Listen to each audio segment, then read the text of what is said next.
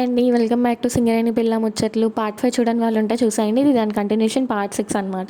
ఏంటి అమ్మాయి ఎప్పుడు చూసినా సింగరేణి వీడియోస్ చేస్తుంది అని అనుకుంటున్నారా?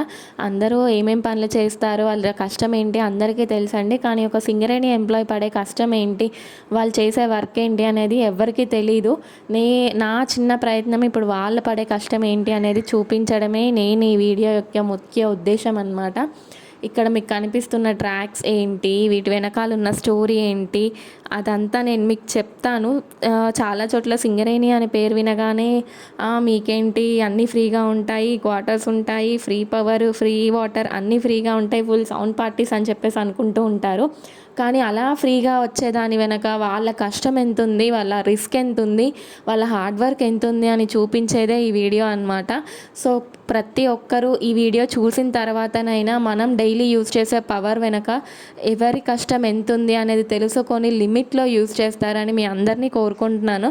అందరూ వీడియోస్ చూస్తున్నారు కానీ సబ్స్క్రైబ్ అయితే చేసుకోవట్లేదు. సో ప్లీజ్ సబ్స్క్రైబ్ అయితే చేసుకోండి. ఇలాంటి చాలా చాలా ఇంట్రెస్టింగ్ వీడియోస్ అన్నీ నేను మీకు పోస్ట్ చేస్తూనే ఉంటాను. సో ఛానల్ని సబ్స్క్రైబ్ చేసుకోవడం మాత్రం మర్చిపోకండి. అలా ముందుకు వెళ్తుంటే ఇంకా మీకు చాలా ట్రాక్స్ అనేవి కనిపిస్తాయి. అవి ఎందుకు అనేది కూడా నేను మీకు చెప్తాను. మీకు కింద కనిపించేది అంతా కూడా కోల్ అండి, డస్ట్ అని మాత్రం అనుకోవద్దు. అదంతా కోలే. మీకు కాళ్ళు కానీ అక్కడ బట్టలు కానీ ప్రతిదీ నల్లగా అయిపోతూ ఉంటాయి అన్నమాట ఆ కోల్ వల్ల. అందుకే కోల్ని మనం నల్ల బంగారం అని చెప్పి పిలుస్తాము. అందుకే ఈ సింగరేణి వాళ్ళు కోల్ విషయానికి వస్తే కూడా చాలా వాళ్ళని సింగరేణి వాళ్ళ యొక్క లోగో కూడా అదే ఉంటుంది, 1 ఫ్యామిలీ 1 విజన్ అండ్ 1 మిషన్. అంతా ఒకటే ఫ్యామిలీ, అంతా అందరిది అని చెప్పేసి చెప్పడమే దాని యొక్క అర్థం అన్నమాట. ఇంకా ట్రాక్స్ ఏంటి, అసలు ఎందుకు ఉన్నాయి, ఆ ట్రాక్స్ మీద టబ్స్ ఎందుకు ఉన్నాయి అని చెప్పేసి కూడా నేను చెప్తాను. నిన్న చూపించిన పార్ట్ 5 వీడియోలో ఏంటి మీకు యూజ్లెస్ టబ్స్, రిపేర్ అయిన టబ్స్ అనేవి చూపించాను కదా, సేమ్ అవే టబ్స్ ఇక్కడ కూడా ఉంటాయి. కానీ ఇవి యూజ్ చేసే టబ్స్. ఆ టబ్ యొక్క కెపాసిటీ ఏంటంటే ఒక్క టబ్ వచ్చేసి 2 టన్స్ ఉంటుందండి. ఆ 2 టన్స్ ఒక టబ్.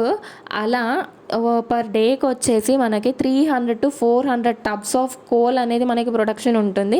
అది ఓన్లీ ఈ మైన్లో మాత్రమే, నేను ఓవరాల్గా చెప్పట్లేదు, ఓన్లీ ఈ మైన్లో మాత్రమే 300 to 400 టబ్స్ కోల్ ప్రొడక్షన్ అనేది ఉంటుందన్నమాట.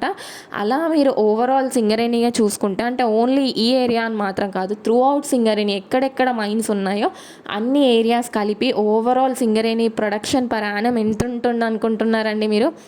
పర్ యానం వచ్చేసి Singareni production 70 million tons of coal అండి. 70 million tons of coal production overall Singareni per annum, అంటే పర్ ఇయర్కి అంత ప్రొడక్షన్ ఇస్తుందన్నమాట. మనం డైలీ యూజ్ చేసే పవర్ ఇంత కోల్ ప్రొడక్షన్ వస్తేనే మనకి ఇంత పవర్ వస్తుంది.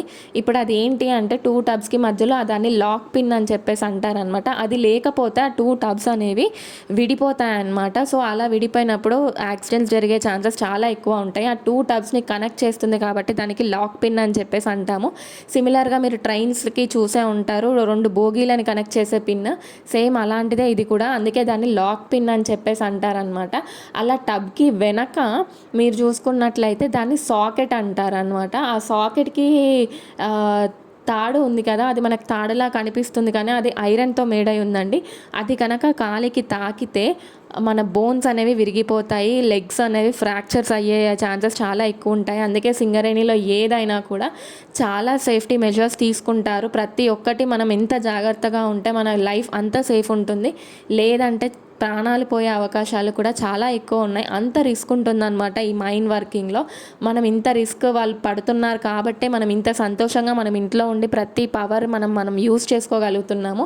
ఇప్పుడు మీకు అక్కడ వైట్ బిల్డింగ్ కనిపిస్తుంది కదా, అక్కడ నుంచి ఈ టబ్స్ అనేవి వస్తాయన్నమాట. అది హాలర్ అంటారు దాన్ని. ఆ హాలర్ 150 HP ఉంటుందండి, అంటే 150 హార్స్ పవర్ అనమాట. ఆ 150 హార్స్ పవర్ అక్కడ మీకు కనిపిస్తున్న ఆ వైట్ బిల్డింగ్లో నుంచి ఈ టబ్స్ అనేవి పుల్ చేస్తుంది ఆ హాలర్. అంటే మనకి 10 to 12 టబ్స్ అనేవి ఆ హాలర్ అనేది పుల్ చేస్తుంది. అలా అక్కడ నుంచి టబ్స్ అనేవి దాన్ని పుల్ చేస్తూ ఇక్కడ వరకు టబ్స్ని తీసుకొస్తుందండి. ఇక్కడ వరకు టబ్స్, పై వరకు టబ్స్ వచ్చిన తర్వాత అది ఎక్కడికి వెళ్తుంది, తర్వాత ఆ కోల్ అనేది ఏం చేస్తారు అనేది కూడా నేను మీకు చెప్తాను. అక్కడ నుంచి కొంచెం స్ట్రైట్గా ముందుకు వెళ్తే ఇదంతా టబ్ వెళ్ళే రూట్ అండి. అందుకే మీకు ట్రాక్స్ వేసి ఉన్నాయి. అట్లా ఆ ట్రాక్ మీదనే ఆ టబ్ అనేది వెళ్తూ ఉంటుంది. ఈ టబ్స్ అనేవి మూవ్ అయ్యేటప్పుడు దారిలో మాత్రం ఎవరు కూడా ఉండకూడదండి. ఎందుకంటే ఆ టబ్స్ యొక్క వెయిట్ అది మూవ్ అయినప్పుడు పొరపాటున మనం ఎవరం అడ్డంగా నించున్నా కూడా యాక్సిడెంట్స్ అవుతాయి, మన ప్రాణాలకే ప్రమాదం అనమాట. సో చాలా సేఫ్టీ ఉండాలి. ఇప్పుడు దీన్ని అంతటినీ కూడా బ్యాంక్ హెడ్ అని చెప్పేసి పిలుస్తారు. దీనికి ఇంకొక పేరు అనమాట. సో దాన్ని బ్యాంక్ హెడ్ అనేసి అంటారు. సో అక్కడ నుంచి కొంచెం ముందుకు వెళ్తే కిందంతా కూడా మీకు కోలే కనిపిస్తుంది, ఇంకేమీ ఉండదు. అన్నీ ఐరన్ రాడ్స్, ఐరన్ మెటల్స్, ఐరన్తో చేసిన వస్తువులే ఉంటాయి అన్నీ కూడా. ఎందుకంటే ఇంత పెద్ద వెయిట్ని మనం పూల్ చేయాలంటే చాలా కష్టం కాబట్టి అన్ని వాటితోనే మేడ్ అయి ఉంటుంది. అట్లా ఆ ట్రాక్స్ మీద టబ్స్ అనేవి ముందుకు వెళ్తూ ఉంటాయి అన్నమాట. అక్కడ నుంచి ముందుకు వెళ్ళిన తర్వాత చూడండి, అక్కడ మీకు టబ్స్ కనిపిస్తున్నాయి కదా. మొన్న పార్ట్ 5లో మీకు చూపించిన టబ్స్ అనేవి ఏంటంటే యూజ్లెస్ అనమాట. అవి రిపేర్కి వచ్చిన టబ్స్. కానీ ఇప్పుడు నేను మీకు ట్రాక్ మీద చూపిస్తున్న టబ్స్ ఏంటంటే అవి ఇప్పుడు వాళ్ళు యూజ్ చేసే టబ్స్ అనమాట. అసలు అందులో ఏముంది అని కూడా చూద్దాము. అక్కడ నుంచి టబ్స్ అనేవి ఇక్కడ దాకా వచ్చాయి. వచ్చిన తర్వాత దాన్ని అక్కడ లాక్ చేసి ఆపేశారనమాట. అలా ఆగి ఉన్న టబ్స్ని ఇప్పుడు మనం చూస్తున్నాము. అక్కడికి వెళ్ళి మనం చూద్దాము టబ్లో ఏముంది అని చెప్పేసి. అట్లా వెళ్ళిన తర్వాత టబ్లో అంతా కూడా కోల్ ఉందండి. అంటే వీళ్ళు అండర్ గ్రౌండ్లో మ్యాన్ రైడింగ్ ద్వారా లోపలికి వెళ్ళి డిగ్ చేసిన కోల్ అంతా కూడా ఆ టబ్లో ఉంది. మీరు చూస్తుందంతా కూడా డిగ్ చేసిన కోల్ అనమాట. అక్కడ పెట్టేశారా కోల్ని. చూడండి, అది ముట్టుకుంటే చెయ్యి కూడా అంత నల్లగా అయిపోతుంది. మనం కాసేపు ఉండడానికే మనం ఇంత కష్టపడిపోతున్నాం. అక్కడ చాలా వేడిగా ఉంది. అలాంటిది అంత అండర్ గ్రౌండ్లోకి వెళ్ళి వాళ్ళు కోల్ డిగ్ చేసి ఇంత హార్డ్ వర్క్ చేస్తున్నారు అని అంటే వాళ్ళ శ్రమ అందరికీ తెలియాలి కదండి. వాళ్ళు పడుతున్న కష్టం అనేది కూడా మనం కూడా గుర్తించాలి. మనం యూజ్ చేసే పవర్ వెనక ఎవరు ఎంత కష్టపడుతున్నారు, ఎవరి శ్రమ ఎంత ఉంది అనేది కూడా మనం తెలుసుకోవాలి కదా. అందుకని నేను ఈ వీడియో చేస్తున్నాను. చాలామంది చాలా ఇండ్లల్లో పవర్ అనేది చాలా వేస్ట్ చేస్తున్నారు ఈ రోజుల్లో. కాబట్టి నేను చెప్తున్నాను. సో ప్లీజ్ పవర్ వేస్ట్ చేయకండి, లిమిట్లో యూజ్ చేయండి. దాని వెనక ఇంతమంది కష్టం ఉంది, ఇంతమంది లైఫ్ రిస్క్ ఉంది కాబట్టి చెప్తున్నాను నేను. సో అక్కడ నుంచి టబ్స్ అనేవి ఈ ప్లేస్కి మూవ్ అవుతాయండి. ఇక్కడ నుంచి మీకు అక్కడ ఒక ప్లేస్ కనిపిస్తుంది కదా, ట్రాక్ టైప్. అక్కడికి వచ్చేసి ఆ టబ్ అనేది అక్కడ ఆగిపోతుంది. అక్కడ దాని పొజిషన్ అనేది ఫిక్స్ అయిన తర్వాత టబ్ అనేది బోర్లా పడుతుందండి. దాని బంకర్ అని చెప్పేసి అంటాము. సో అక్కడ టబ్ అనేది ఫిక్స్ అయిన తర్వాత దానంతట అదే టబ్ అనేది బోర్లా పడుతుంది. సో బోర్లా పడినప్పుడు ఆ టబ్లో ఉన్న కోల్ అంతా కూడా కింద పడుతుంది. మీకు కనిపిస్తుంది కదా కోల్, అది అనమాట. సో ఆ కోల్ అంతా కూడా మళ్ళీ కింద లారీస్లోకి అన్లోడ్ అవుతుంది. ఆ లారీస్లో ఉన్న కోల్ని వేగన్స్ ద్వారా మనం డిఫరెంట్ ప్లేసెస్కి సప్లై చేస్తామన్నమాట. అంటే సిఎస్పికి కానీ థర్మల్ పవర్ స్టేషన్స్కి మనకు పవర్ ఎలా వస్తుందండి, కోల్ నుంచే కదా. సో అలా మనం సప్లై చేస్తామన్నమాట కోల్ని. అలా సప్లై చేసిన కోలే మనకి పవర్ రూపంలో ఈరోజు మనం యూజ్ చేస్తున్న పవర్ అన్నమాట. సమ్మర్లో మనకు ఫ్యాన్ లేకపోతేనే ఉండలేము. సో మనం ఇంత ఉంటున్నాము అని అంటే వీళ్ళ కష్టం అంత ఉంది అనమాట. అది అంత ఆయిల్. దాన్ని ఎందుకు వాడతారంటే టబ్స్ అనేవి ట్రాక్ మీద ఈజీగా మూవ్ అవ్వడం కోసం, అట్లా మూవ్ అవ్వడం కోసం ఇది వాడతారు.